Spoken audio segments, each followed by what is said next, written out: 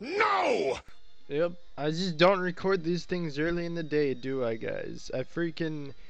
It's already turned into afternoon here.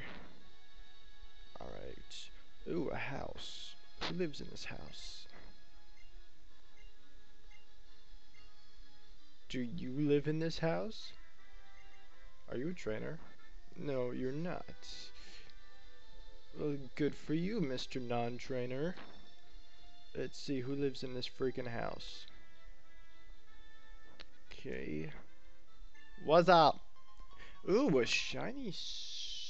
That involves Roselia and Togetic. Does it involve anything from Generation 5? I don't remember. I don't know if any of those are even in this game.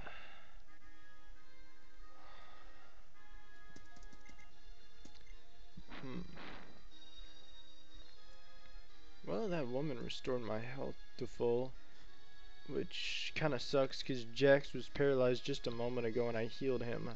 So I basically just wasted a cherry berry. Hello, Mr. Ranger. Did I really come out? Did I really come all the way out here just to fight a ranger? Wow, it's insane. Oh well. Okay, anyways, like I was saying, man, freaking Cradily, that Generation 3 Pokemon, you know, the green one that looks like it has dicks all over it. That thing is so freaking tough to use in game. Like Chugga Conroy was not even kidding in his Let's Play. It's really tough. It's so slow. It doesn't have good offensive stats. It's a primarily defensive Pokemon. I mean, it's kind of fun to use, but I mean, it's just too hard. Just defensive Pokemon in general have a much harder time finding a niche in this game than offensive ones. That's just how it goes, guys. Whirlipede. And I'm going to switch out from my boy Jax, because I'm trying to get his level up. Caught up with everyone else.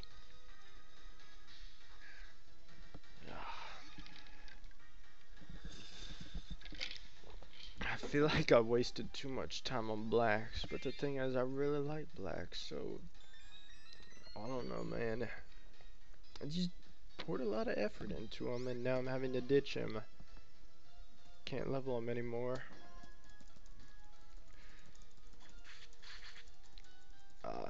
Yes. God, I feel like there was something I was supposed to rant about, but I can't remember what it was. Oh yes, why I think Super Metroid is overrated. Let me rant about this. Alright, so Super Metroid, as you guys might know, it like when people talk about Metroid games, this Super Metroid's the one a lot of people bring up. You know, it was on the Super Nintendo. It revived the whole Metroid franchise. Because if you guys didn't know, I'm a huge Metroid fan. Like that's like my favorite video game franchise. I freaking love the Metroid games. That's not to say I don't love Super Metroid 2. But to be honest, as far as a Metroid game, I feel like it's really just kind of overrated, guys. Like, I mean, it's good, but to say it's the best in the franchise like a lot of people do, I really can't see it, man. It's just, you know, one reason why I love to praise Zero Mission so much is because, well, it's a Game Boy Advance game, and it's also a remake of the original game, so a lot of people toss it under the bus on those premises alone, you know? But really, I think they're about the same, and I even prefer, uh, freaking Zero Mission to an extent. But the freaking there's a couple of things about Super Metroid that really tip me off, just more than the others. First of all, the third no, I don't even know the number. Basically, like almost a fourth of the game takes place in that underwater dungeon called Meridia. And I freaking hate Meridia with a passion, guys. Like every time I freaking go in Meridia, I get lost for so long. I was like, gosh, it takes so long and it's boring and it's tedious and I hate that dungeon so much. It's like there's very few places in like any Metroid game that I can say, at least outside the good ones. Another thing that I hate is how they handled the whole item menu in that game. The way you Wait, where's that hidden item at? Alright, hold on. I'll come back to this in a little bit. Can we already go in there? What? What's gonna stop us?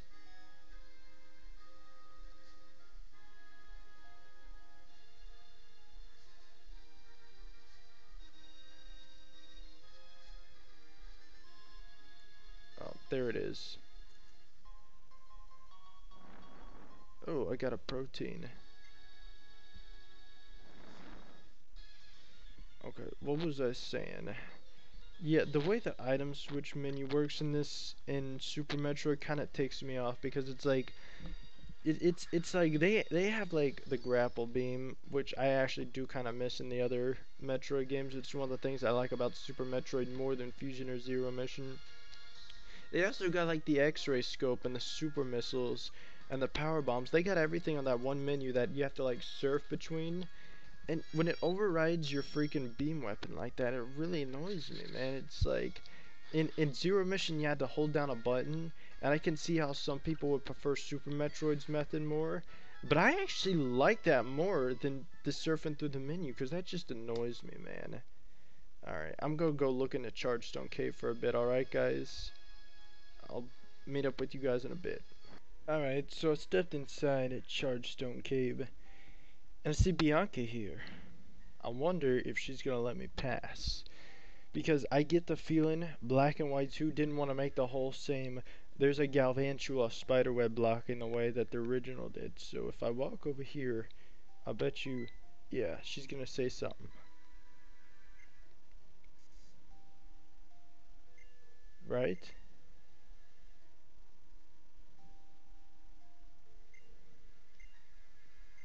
Probably telling me to go get the fifth gym badge or something. Or look into where Team Plasma is or something. Oh, wow. I can keep going? Seriously? Let's keep going then. I can't imagine we can go through the whole cave like this. I wish I knew what she said though. But I will say one thing. If you want to collect some Chargestone Cave Pokemon early ahead time, here's the place to do it. You can do it now, guys. Alright, anyways, back to talking about Super Metroid. What else do I hate? Oh yeah. So Super Metroid probably builds up the rivalry between Ridley and Samus more than like most other games do, you know, because like you meet him at the very beginning of the game when he steals the baby Metroid from the research lab. And when you're exploring Zebes throughout the whole game, you know that freaking Ridley is somewhere on the planet. And you don't fight him until he's the second to last boss in the game.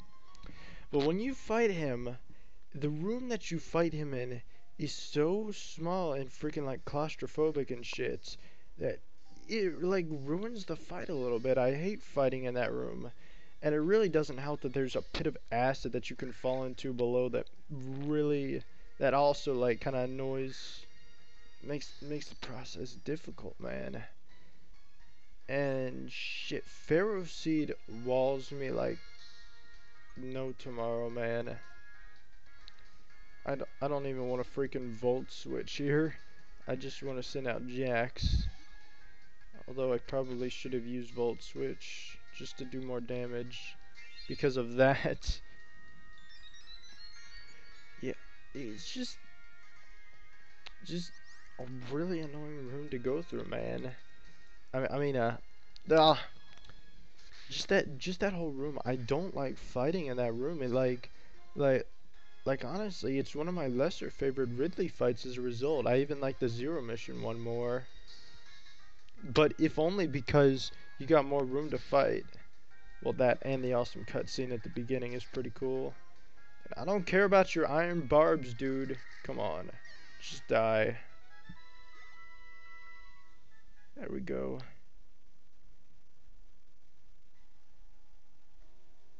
Okay, I can't keep going, can I? I would be very surprised if I could. There's no way you can get through all of Chargestone Cave just like this. There's just no way, man. Somebody somewhere has got to stop you, right? Crap, I ain't even in the mood to go through Chargestone Cave at this point of the game. Is this what you're supposed to do? Come here. Battle me. You know something else about Metroid that I've noticed is, I mean, Ridley's got his own theme song, right? And it's a great song, you know? It's a really great song. And, you know, since Ridley's in like most Metroid games, every time there's a new boss fight with him, they have to remix the track. And to be honest, I wouldn't say any of the tracks with him are actually bad. But the thing is, I've noticed there's like a lack of like really worthwhile remixes for the song for the Ridley theme. They're all just kind of the same to me. They don't really try and stick them out. Like I've noticed, the two that really seem to stick out to me is the Other M one. Wow, that did way more damage than I thought. Oh, it was a critical hit. Never mind. The Ridley, the one in Other M is really good. It's really upbeat, and it's one of the few good tracks in Other M, mind you, because most of it's just atmosphere music. The Yeah, and I don't know if it's because this is the first one I heard, or if it's really that good, but I really do love the one that they put in Super Smash Bros. Brawl, which is kind of funny because usually Brawl is like, well, they're like notorious for like putting a track in there and just like botching the whole thing. By the way, fun fact, you cannot, as far as I know, I don't think you can find wild Magnemites in Chargestone Cave, which is weird because like when thinking about Pokemon that would be in there, Magnemite's like one of the first ones that comes to mind. By the way, I just realized something. I level up my Magneton in here. He's going to become a Magnezone, isn't he? How far are you from a level? I don't want to be that broken already, so I'll put Lappy. No, Natsu. Natsu's cut out to battle these guys more than Lappy, I think. Alright, you know what? I'm just gonna look around in here some more. Alright, see if I can figure out if there's a halting point or whatever. Alright, see ya. Alright, looks like we might have reached some kind of impasse here. Because this guy's not moving, and neither is Bianca. However, there still is a freaking... Hold on. Wait. Can I move this anywhere? Okay. Alright. I just want to see if there's anything over here. If not, we'll dig out of here and call it a day. So yeah, I took the experience share off of Jax and gave him the Shell Bell because I felt like that was a smart move, you know? Because, well, he's pretty much caught up with everybody. And what the hell does that do? What dropped? What dropped? Was it my speed? Yeah, it was my speed. Connect with stupid Rock Tomb. So I don't like using Rock Tomb. It's inaccurate as shit. Yeah, Bug Bite does like no damage, which is good for me. I get health back with the Shell Bell, which is good. I like getting health back with the Shell Bell. Yes, this is Joltik right here, guys, the pre-evolved form of Galvantula, that electric spider Pokemon. Yes, there's one of those in this generation. I've been meaning to try to use one lately, but haven't gotten around to it. But I think I'll pass this time around because I have a freaking Magnezone on my team right now. And, okay, right here. Man, that is weird that they let you go. What's in here? Ooh, get into a fight with a Drillbur. Yeah, of course it's a Drillbur. I know that because A Drillbur's the only Pokemon that appears in dust clouds at the moment, I think. Let's go a break on his ass. Drillbur is such a good Pokemon, guys. I'm so glad that we finally have a mole Pokemon that actually looks like a freaking mole. Not like that freaking piece of shit Diglett. Like, seriously, was I the only one who thought it never looked like a mole? Plus Excadrill, he just kicks so much ass, man. He's a great Pokemon. He's a really good Pokemon. He's just too powerful. And die, Drillbur, die!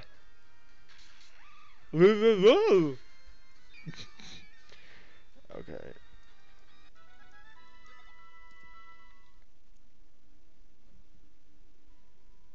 Um.